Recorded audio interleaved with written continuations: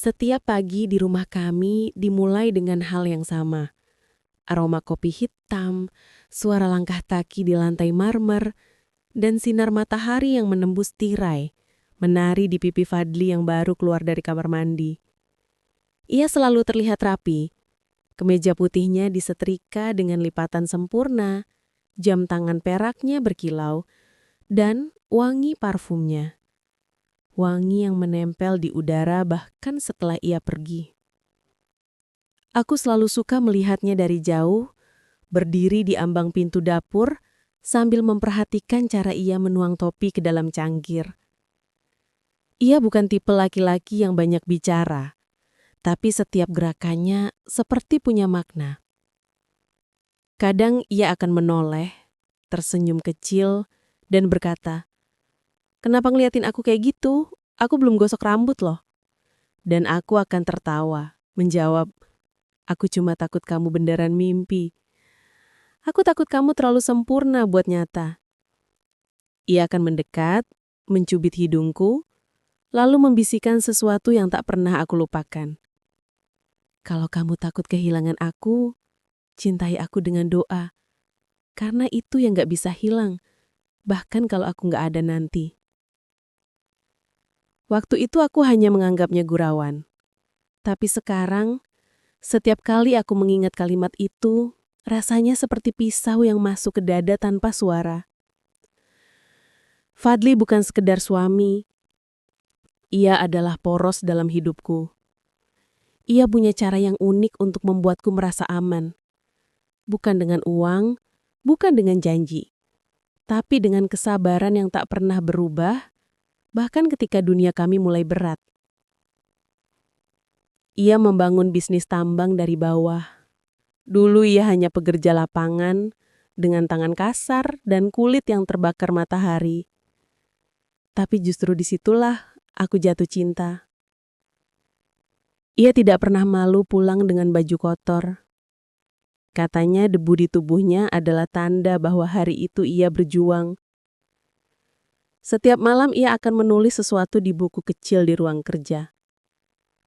Aku pernah bertanya, "Apa sih yang kamu tulis setiap malam?" Ia tersenyum dan menjawab, "Mimpi dan cara supaya kamu gak pernah nangis." Aku tidak tahu bahwa buku kecil itu kelak akan menjadi satu-satunya hal yang tersisa darinya. Kami memang belum punya anak, tapi setiap kali aku bicara soal itu, Fadli selalu menenangkanku. Kalau Tuhan belum kasih, mungkin Dia mau kasih waktu kita lebih lama buat saling cinta dulu, katanya. Kadang ia akan menggambar sesuatu di tisu restoran. Rumah kecil dengan pagar kayu, pohon mangga di belakangnya, dan 2 orang berdiri di teras. Itu rumah impiannya. Rumah yang katanya akan kami bangun begitu ia menutup proyek tambang besar berikutnya. Aku masih menyimpan tisu itu. Rapuh, kusam, tapi jadi saksi dari janji yang tak pernah sempat ditepati. Malam terakhir sebelum semuanya berubah, kami makan malam bersama di balkon. Angin malam begitu lembut waktu itu. Ia terlihat lebih pendiam dari biasanya. Tatapannya sering kosong, seolah ada sesuatu yang ingin ia katakan tapi tertahan. "Kamu capek, Li?" tanyaku. Ia menggeleng. "Enggak, cuma kepikiran banyak hal." "Tentang tambang?" Iya sedikit, tapi juga tentang hidup. Tentang kalau suatu saat aku nggak ada, kamu harus tetap kuat. Aku menatapnya dengan dahi berkerut. "Kenapa ngomong kayak gitu sih? Kamu bikin aku takut." Ia menunduk, lalu menggenggam tanganku erat. Dan untuk pertama kalinya, genggamannya terasa berat. Ada sesuatu di baliknya, seperti perpisahan yang belum diucapkan. Ia mencium punggung tanganku, lalu berkata, "Apapun yang terjadi nanti, jangan benci aku ya, Nak. Janji?" Aku tertawa kecil, mencoba mengusir suasana aneh itu. Aku tidak tahu bahwa malam itu adalah malam terakhir aku melihat mata itu dalam keadaan hidup.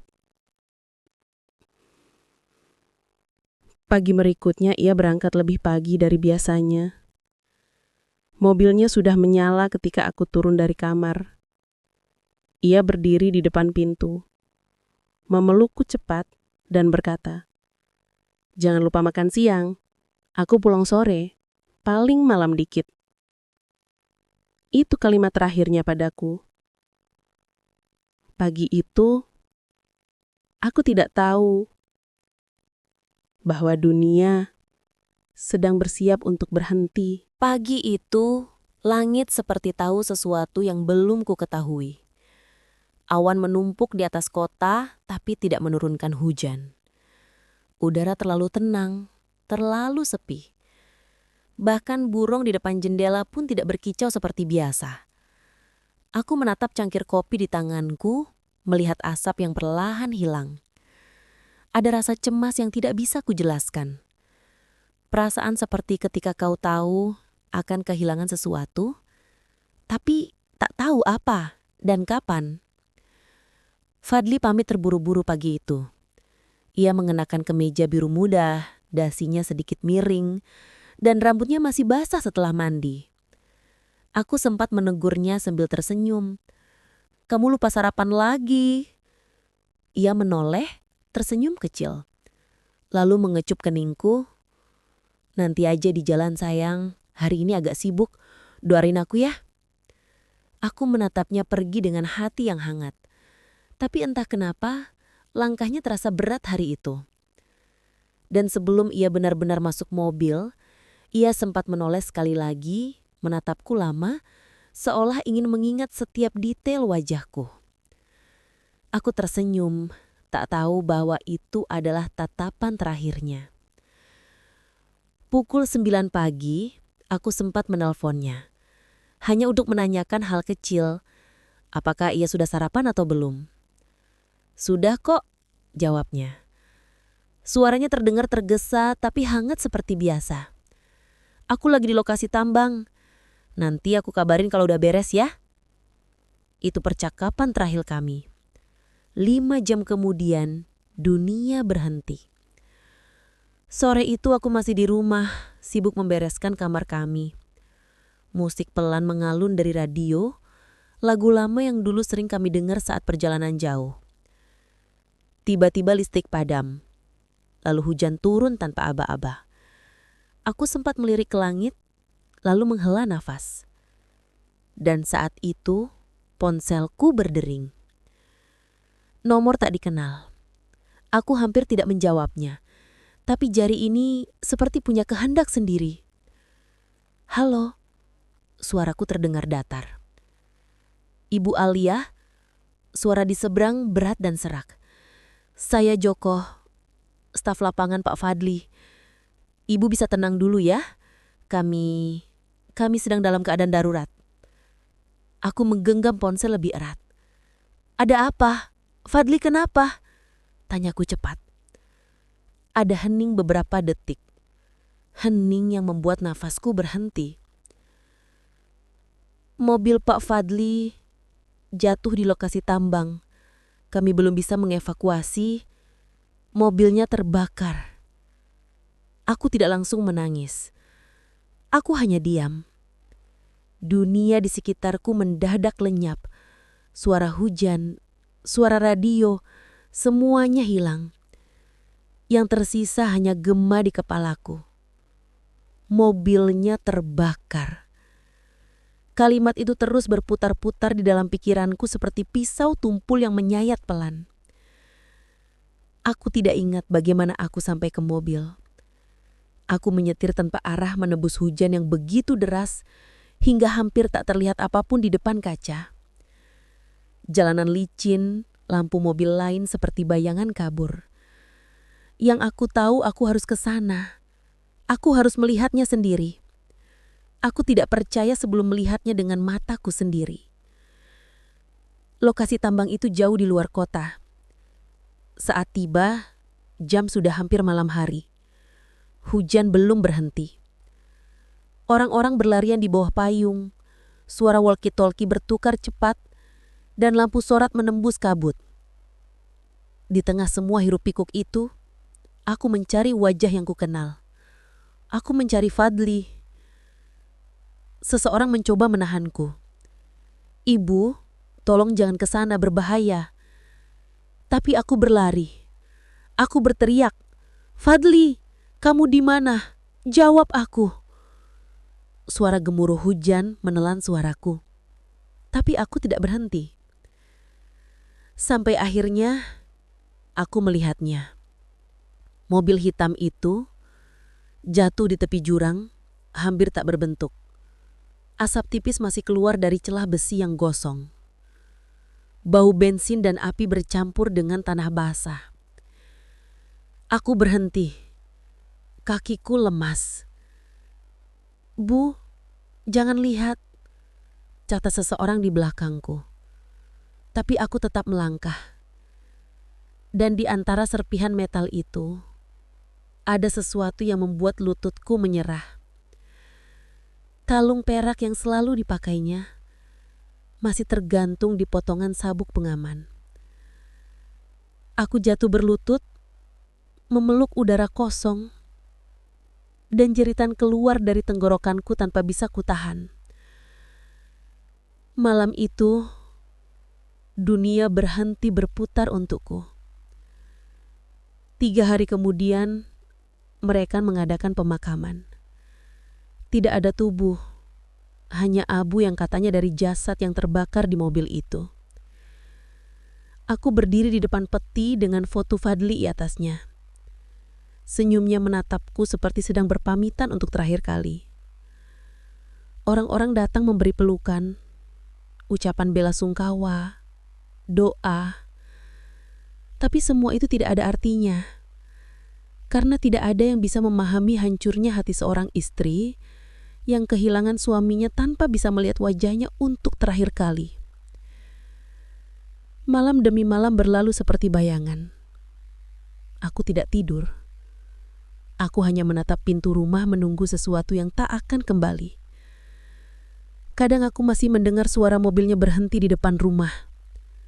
Kadang aku masih mencium aroma parfumnya di udara.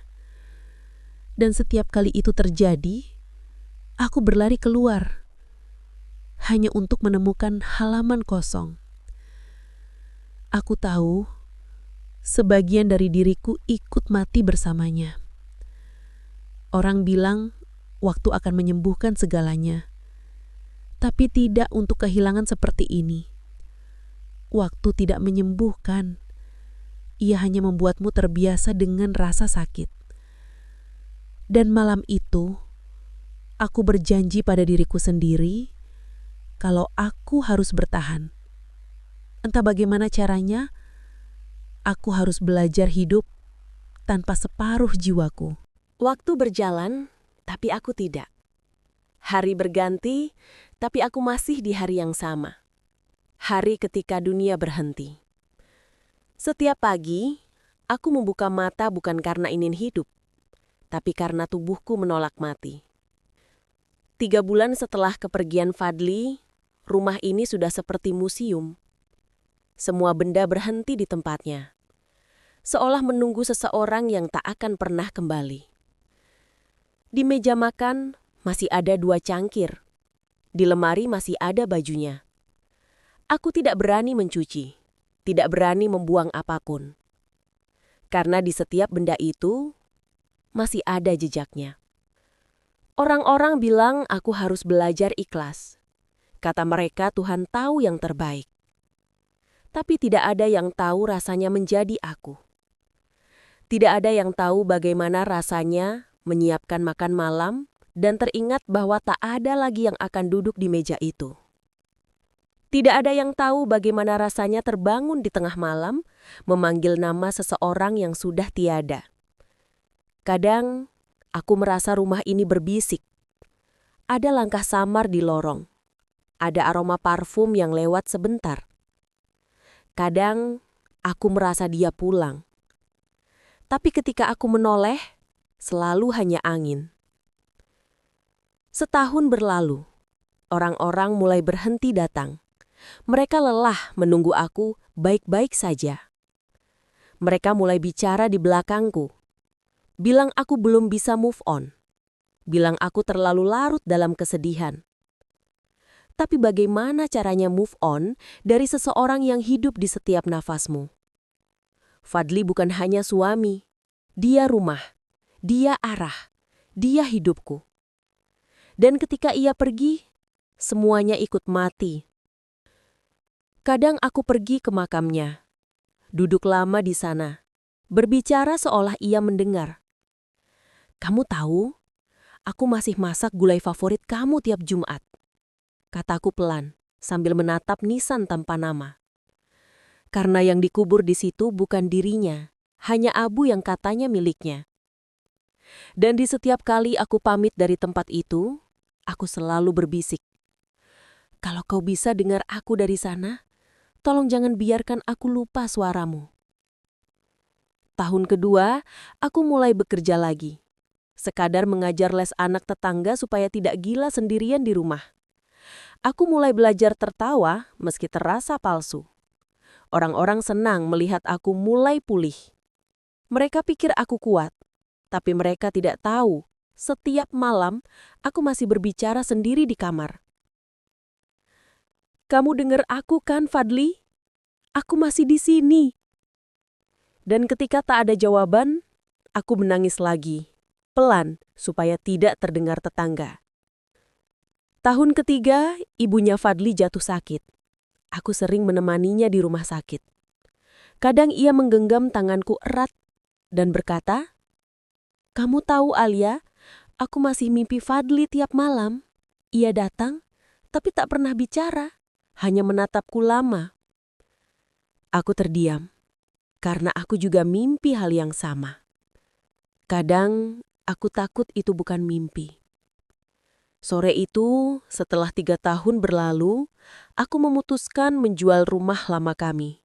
Bukan karena aku siap, tapi karena aku tahu aku harus hidup. Aku pindah ke kota kecil di pinggir laut, mencoba memulai dari nol, mengajar, menulis, dan menanam bunga. Untuk pertama kalinya aku mulai tertawa sungguhan. Meski setiap kali ombak datang, aku masih berharap salah satunya membawa kabar darinya. Lalu, 5 tahun setelah hari itu, sesuatu terjadi. Hari itu aku sedang berjalan di pasar, mencari bunga segar. Matahari bersinar cerah, angin hangat. Hari tenang seperti hidupku yang perlahan mulai tenang juga. Sampai aku melihat seseorang di seberang jalan. Langkahku berhenti, waktu berhenti.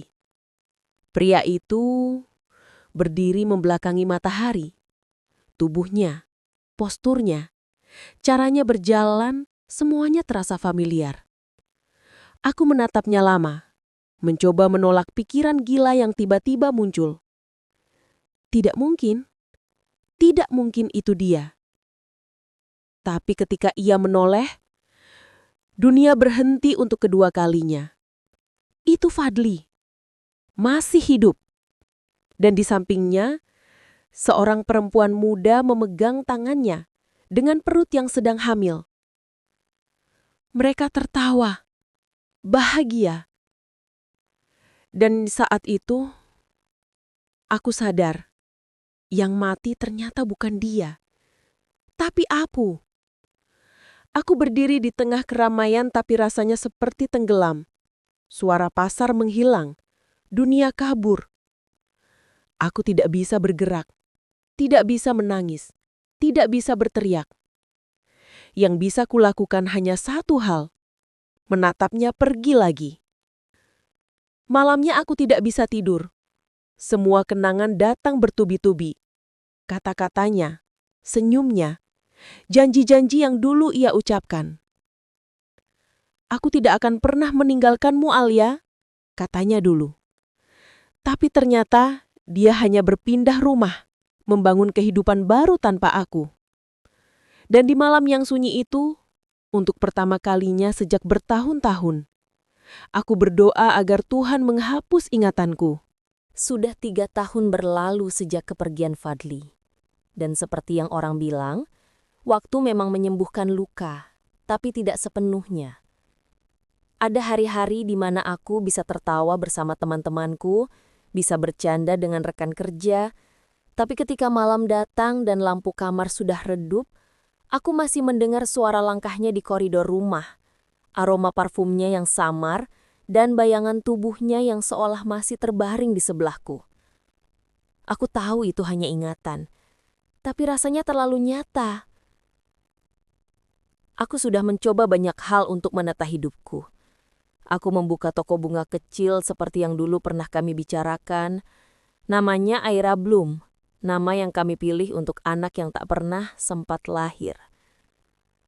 Setiap pagi aku menata bunga dengan tanganku sendiri, memilih kelopak yang paling segar, menulis kartu ucapan untuk pelanggan, dan entah kenapa selalu ada perasaan bahwa setiap karangan bunga yang kukirimkan seolah adalah caraku mengirimkan pesan untuknya, di tempat entah di mana ia kini berada. Hingga suatu sore, seorang pelanggan baru datang. Wanita itu tampak anggun. Rambutnya terurai rapi, pakaiannya sederhana tapi mahal. Ia ingin memesan bunga untuk ulang tahun pernikahannya. Aku menulis nama penerima di kartu ucapan, lalu mataku berhenti di atas selembar kertas kecil itu. Untuk suamiku, Fadli. Dunia di sekitarku tiba-tiba berhenti bergerak. Aku pandangi huruf-huruf itu berulang kali, memastikan aku tidak salah baca. Tapi nama itu, nama yang dulu kupanggil dengan segala cinta yang kupunya. Aku menelan ludah, mencoba tenang. Lalu bertanya pelan, "Maaf Bu, boleh saya tahu nama lengkap suaminya?" Wanita itu tersenyum lembut. "Fadli Rahman. Kami baru pindah ke kota ini 2 tahun lalu. Dia bekerja di perusahaan tambang. Mungkin Ibu pernah dengarkah?" Jantungku seketika bergetar hebat. Dunia di sekitarku terasa kabur.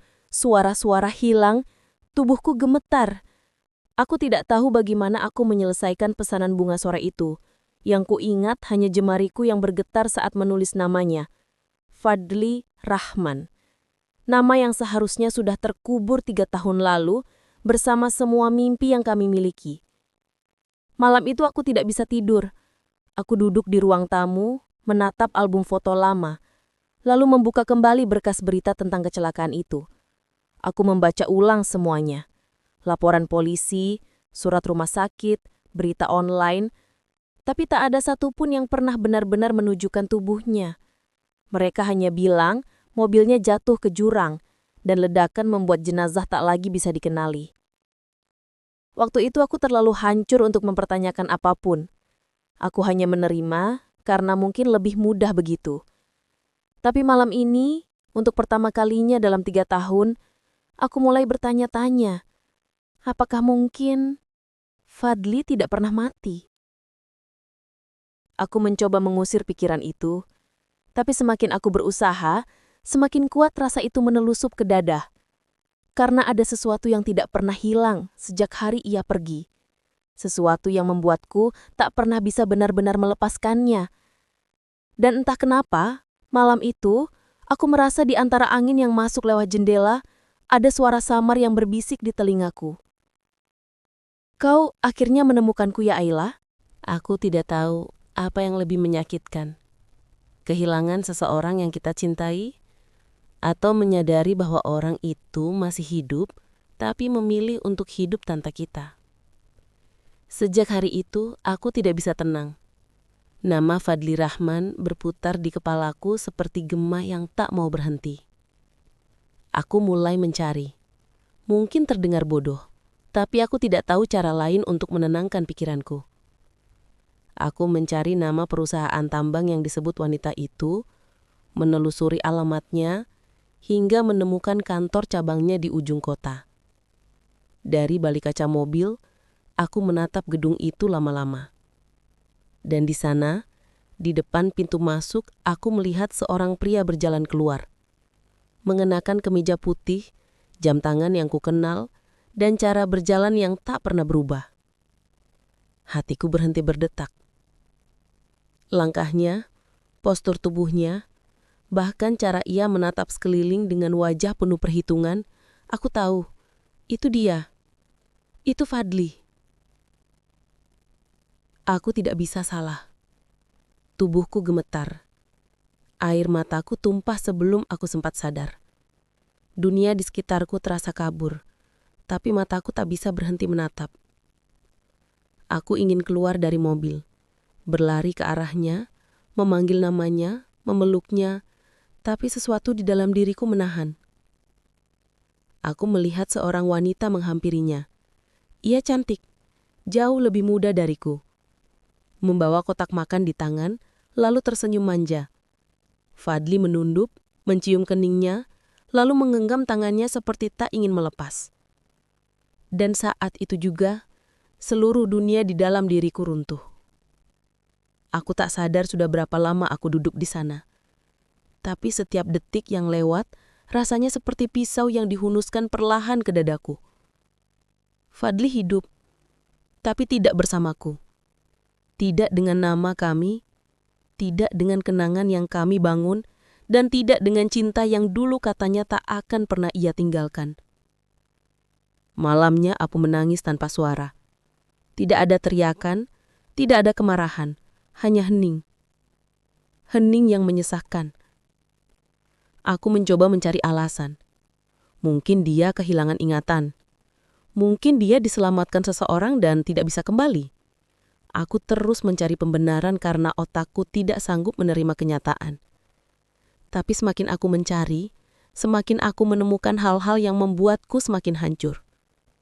Berita online menyebutkan bahwa beberapa tahun lalu, seorang pengusaha tambang bernama Fadli Rahman menikahi seorang wanita bernama Arumi, putri dari pemilik perusahaan batubara besar di Kalimantan.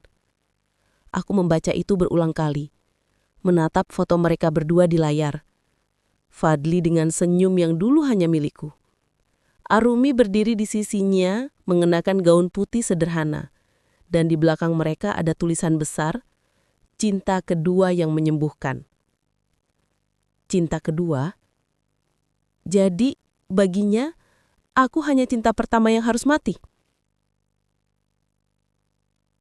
Aku ingin marah. Aku ingin membencinya. Tapi aku tidak bisa. Karena di balik semua sakit itu, masih ada satu bagian kecil dalam diriku yang bahagia karena ia hidup. Tapi bahagiaku tidak lagi murni. Ia berubah menjadi luka yang setiap kali kuraba berdarah lagi.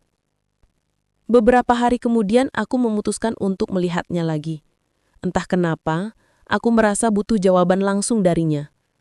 Aku menunggu di luar rumah besar mereka. Rumah yang megah dan penuh cahaya. Sangat berbeda dengan rumah kecil yang dulu kami impikan bersama. Dari kejauhan, aku melihatnya keluar bersama Arumi. Ia menggendong seorang anak kecil, mungkin 2 atau 3 tahun. Anak itu memanggilnya Papa.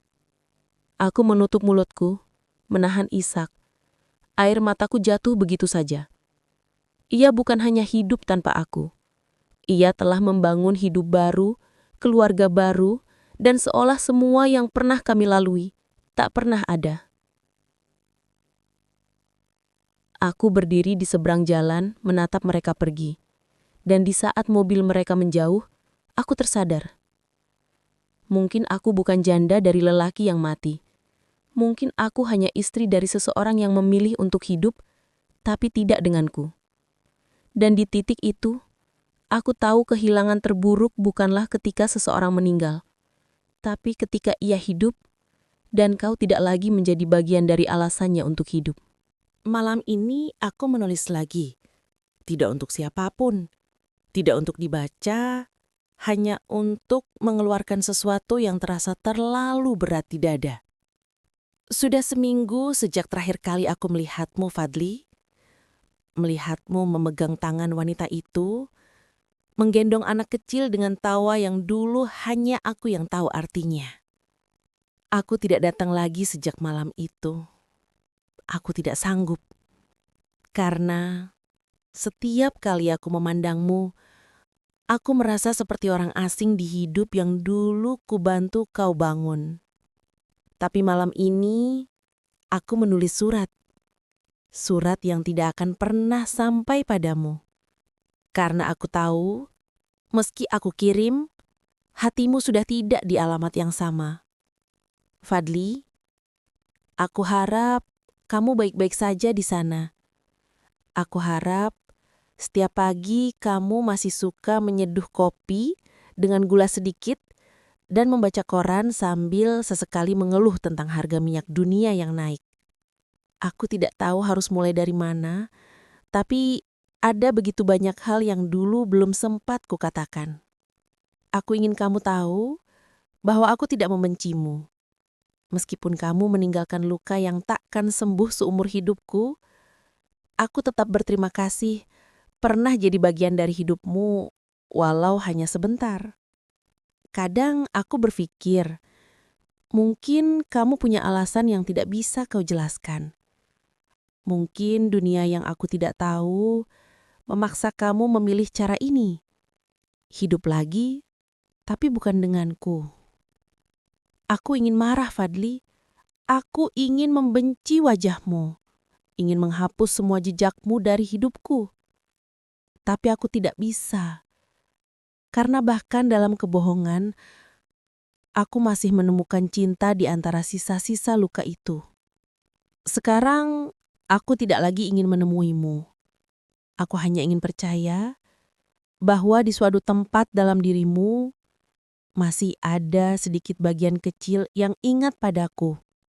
Pada aroma sabun cuci di baju kita yang sama, pada caraku menyebut namamu di pagi hari, pada pelukan terakhir malam sebelum semuanya hilang. Aku tidak ingin balasan, Fadli. Aku hanya ingin mengembalikan nama kita ke tempat yang seharusnya. Masa lalu. Aku berhenti menulis di situ. Karena setelah itu, air mataku mulai menetes di atas kertas. Aku tidak tahu bagaimana harus menutup surat itu. Karena bagaimana seseorang bisa menutup sesuatu yang tak pernah benar-benar selesai? Jadi, aku hanya menulis satu kalimat terakhir. Selamat hidup, Fadri. Aku akan belajar mati perlahan tanpamu.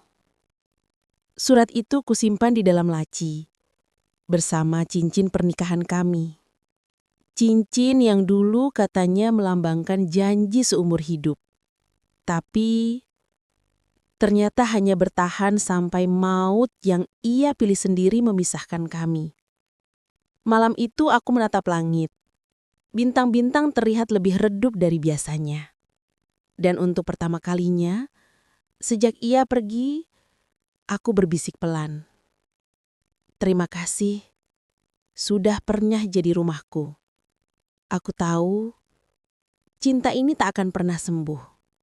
Tapi setidaknya, malam itu aku berhenti berusaha memulihkannya.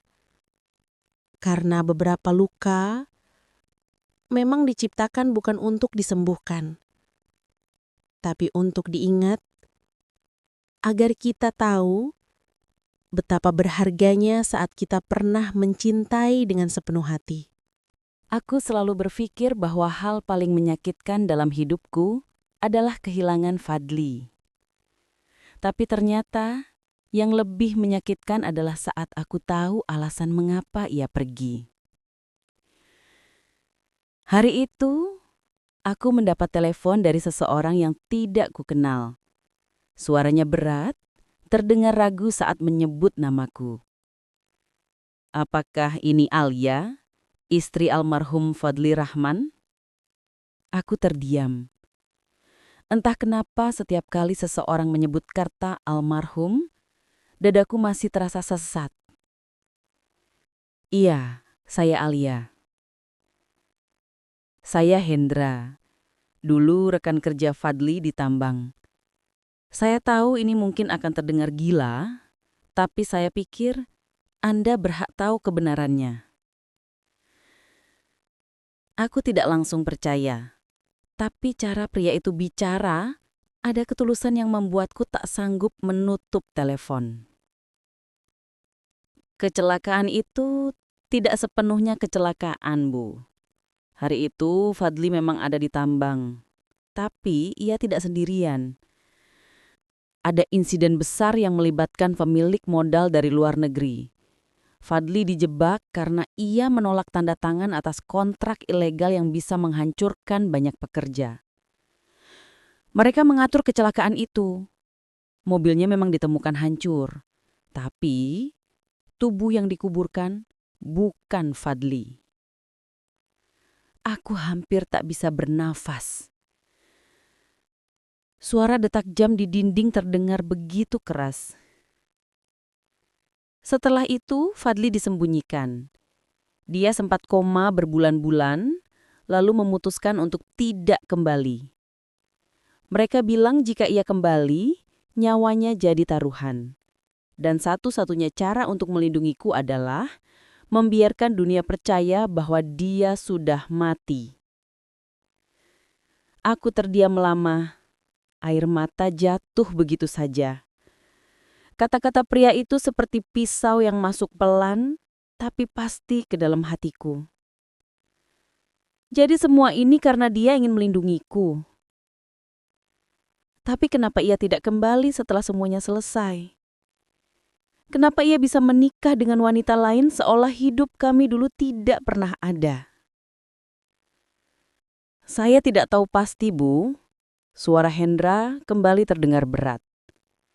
Tapi saya tahu setelah dia sadar dari koma, dia sempat datang diam-diam ke rumah lama Anda. Katanya, dia melihat Anda duduk di teras, menatap langit. Dan dia bilang dia tidak tega menghancurkan ketenangan yang sudah Anda temukan. Aku menutup mulut menahan isak. Dia juga bilang kalaupun dia hidup, dunia lamanya sudah tidak bisa ia datangi lagi. Semua terlalu berbahaya. Jadi dia memilih untuk mulai dari awal. Di tempat lain, dengan nama yang sama, tapi hidup yang berbeda. Aku mendengar semua itu dalam diam. Ada bagian dari diriku yang ingin percaya bahwa dia benar-benar melindungiku. Tapi ada bagian lain yang berteriak bahwa melindungi tidak seharusnya berarti menghapus seseorang dari hidupmu. Setelah telepon itu, aku duduk lama di depan jendela. Hujan turun deras. Dan di antara gemuruh petir, aku mendengar kembali kata-kata Fadli di malam terakhir kami.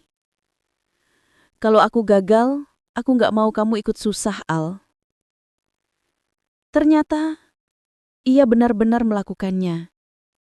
Ia gagal menjaga dunia kami. Tapi ia memastikan aku tidak ikut jatuh bersamanya bahkan dengan cara yang paling kejam sekalipun. Aku menatap foto lamanya di meja. Senyum itu masih sama.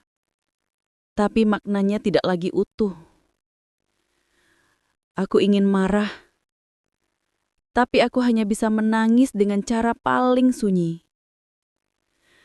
Karena bagaimana mungkin aku bisa membenci seseorang yang menghancurkanku untuk melindungiku.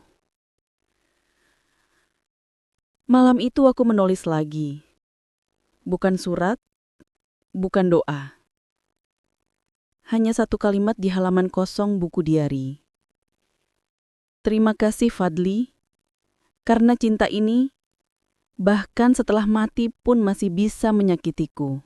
Ada hal-hal yang tidak pernah kita rencanakan dalam hidup ini. Seperti kehilangan, seperti luka, dan seperti pertemuan yang datang terlalu terlambat. Sudah 2 minggu sejak aku tahu semuanya. Sejak aku mendengar kebenaran yang seharusnya menenangkan, tapi justru menambah beban di dada. Aku tidak tahu untuk apa aku datang ke kota itu malam ini. Aku hanya mengikuti rasa yang tak mau diam. Rasa yang bilang, aku harus melihatnya sekali lagi. Bukan sebagai hantu dari masa lalu, tapi sebagai manusia yang akhirnya bisa aku lepaskan dengan mata terbuka. Rumahnya terlihat hangat dari luar. Cahaya lampu temaram, suara anak kecil tertawa di dalam, dan siluet 2 orang dewasa yang tengah berbicara di ruang tamu. Aku berdiri di luar pagar, menatap dari jauh. Hujan rintik turun, membasahi rambutku. Dan entah kenapa, malam itu, aroma tanah basah mengingatkanku pada pagi terakhir kami dulu. Aku tidak punya rencana untuk mengetuk pintu. Tapi mungkin takdir punya caranya sendiri. Ketika aku berbalik untuk pergi, pagar terbuka dari dalam. Dia berdiri di sana. Fadli. Untuk beberapa detik waktu seperti berhenti. Kami berdua hanya menatap. Tak ada kata-kata, tak ada salam. Hanya dua orang asing dengan masa lalu yang sama. Dia masih seperti dulu. Senyum yang sama, sorot mata yang sama, tapi ada sesuatu yang berubah. Ketika dulu matanya penuh harapan, kini di dalamnya hanya ada penyesalan. Aku tidak tahu siapa yang lebih dulu bicara. Alia, suara itu.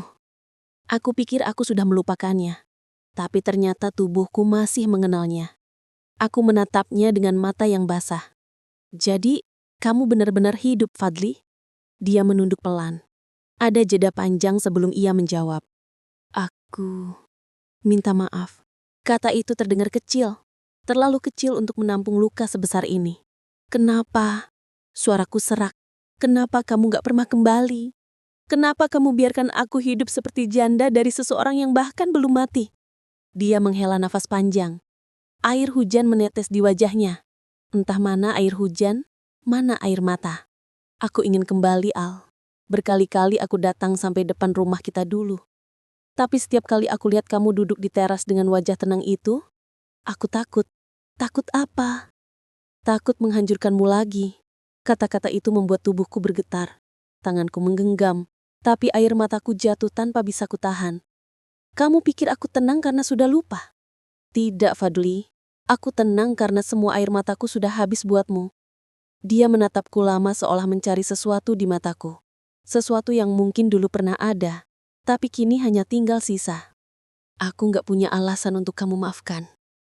Tapi percayalah, aku masih menyimpan semua yang pernah kita punya. Rumah kecil itu, taman yang belum jadi, nama Aira yang belum sempat lahir. Aku masih ingat semuanya, Al. Aku menunduk menatap tanah basah di bawah kaki. Tapi kamu memilih hidup di tempat lain dengan orang lain. Fadli tidak menjawab. Dia hanya memejamkan mata lama, lalu berkata pelan. Hampir berbisik. Aku pikir mungkin cinta itu juga butuh mati, supaya kita bisa hidup tanpa rasa bersalah. Aku terdiam. Tidak ada yang bisa kujawab. Karena entah bagaimana aku paham maksudnya.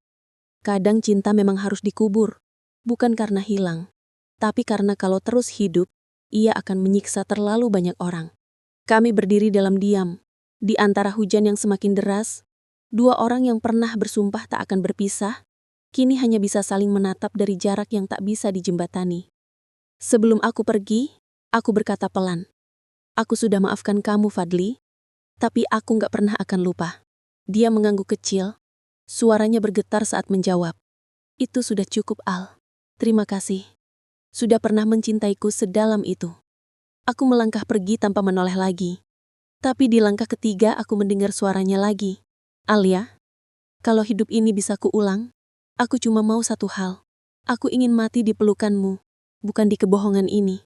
Aku berhenti, tapi tidak berbalik. Karena jika aku melihatnya lagi, aku tahu aku tidak akan bisa pergi. Dan malam itu, di bawah hujan yang tak berhenti, aku benar-benar mengerti satu hal. Cinta tidak selalu berakhir karena berhenti mencintai. Kadang cinta berakhir karena dunia tidak mengizinkannya hidup.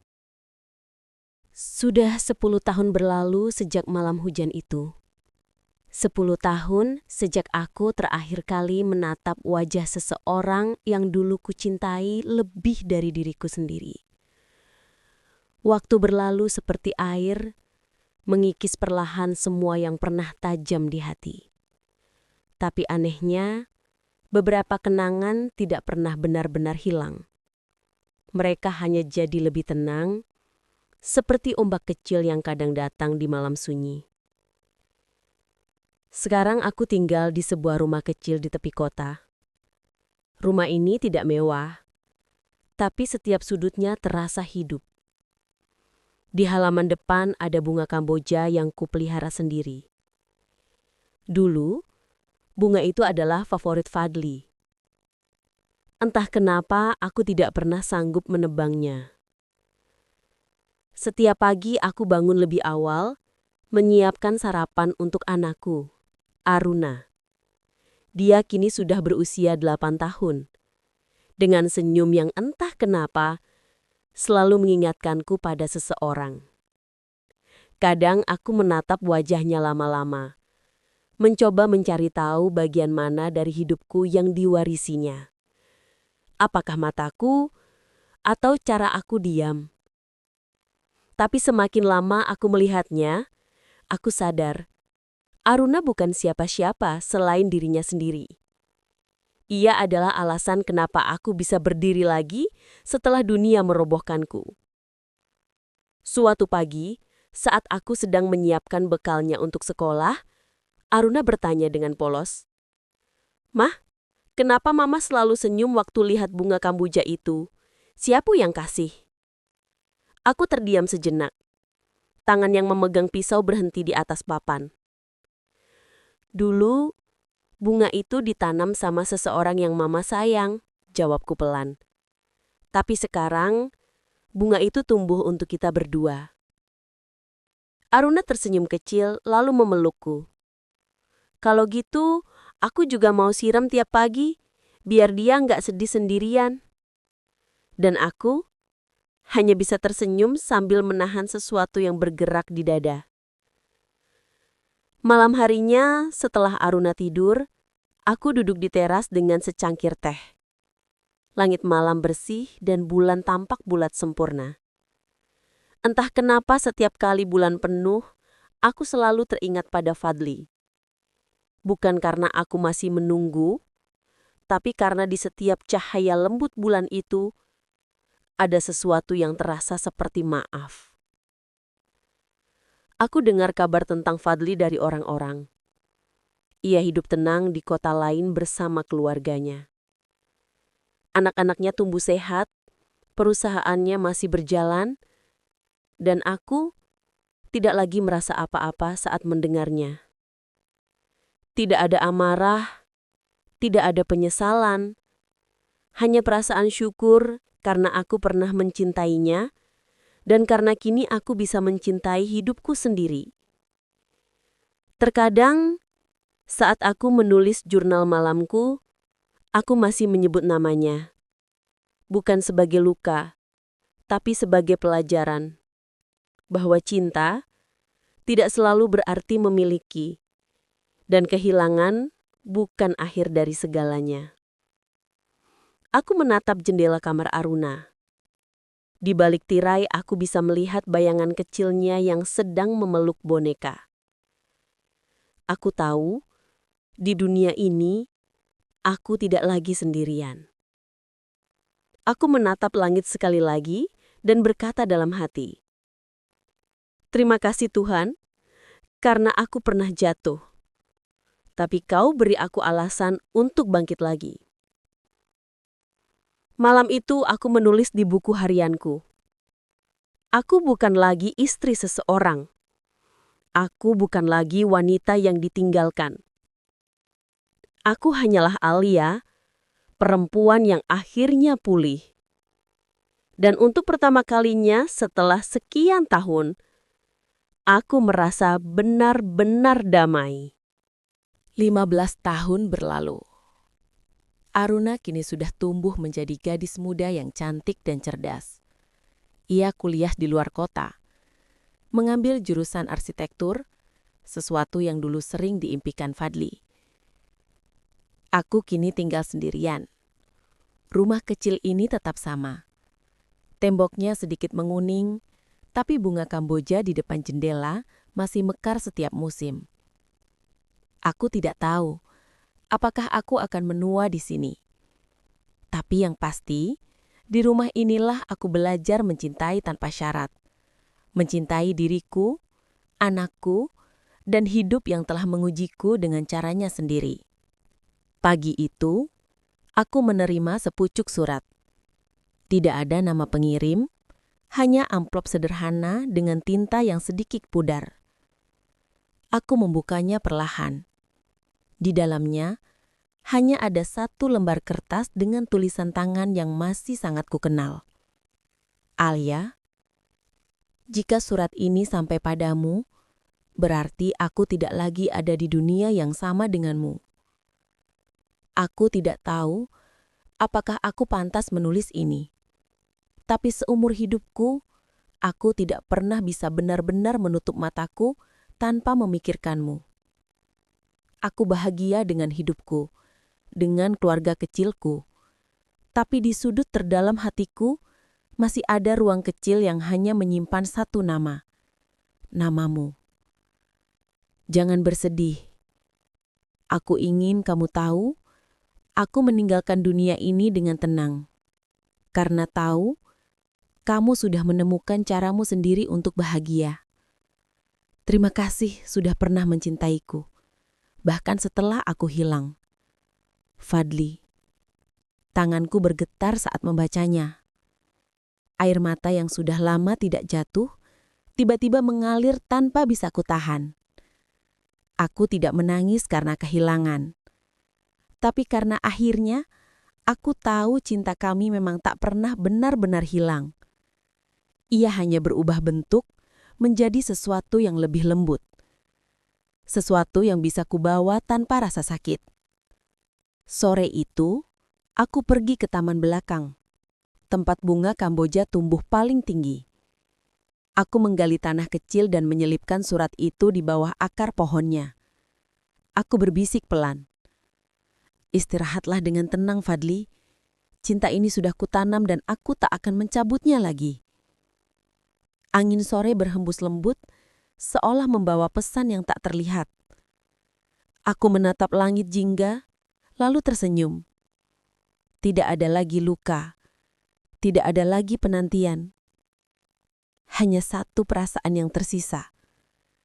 Rasa syukur karena pernah memiliki kisah yang meski tragis, tetap indah sampai akhir.